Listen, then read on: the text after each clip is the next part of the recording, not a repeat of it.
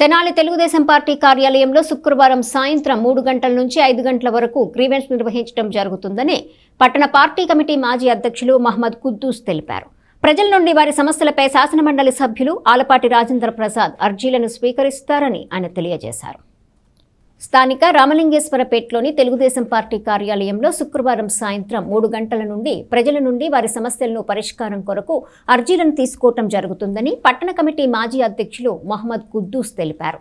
ఈ మేరకు మీడియాతో మాట్లాడుతూ నియోజకవర్గ ప్రజలు, పార్టీ కుటుంబ సభ్యులు మీ సమస్యలను అర్జీ రూపంలో ఆలపాటి రాజేంద్ర ప్రసాద్కు అందించి సమస్యలను పరిష్కరించుకోగలరని మహమ్మద్ కుద్దూస్ పేర్కొన్నారు.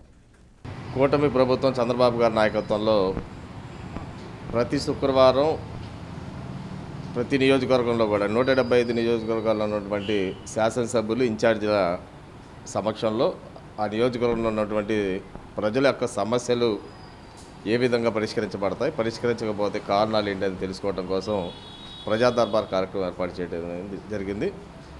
ఈ కార్యక్రమం ప్రతి శుక్రవారం మధ్యాహ్నం 3 గంటల కాడి 5 గంటల వరకు తెనాలి తెలుగుదేశం పార్టీ కార్యాలయంలో ఆలపాటి రాజేంద్ర ప్రసాద్ గారి నాయకత్వంలో జరిగింది.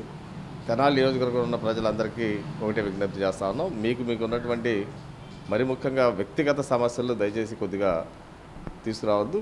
ప్రభుత్వ పరంగా మీకు రావాల్సిన, మీకు అందవలసిన, మీకు పరిష్కరించబడవలసిన సమస్యలు ఏదన్నా ఉంటే ఖచ్చితంగా తీసుకురండి.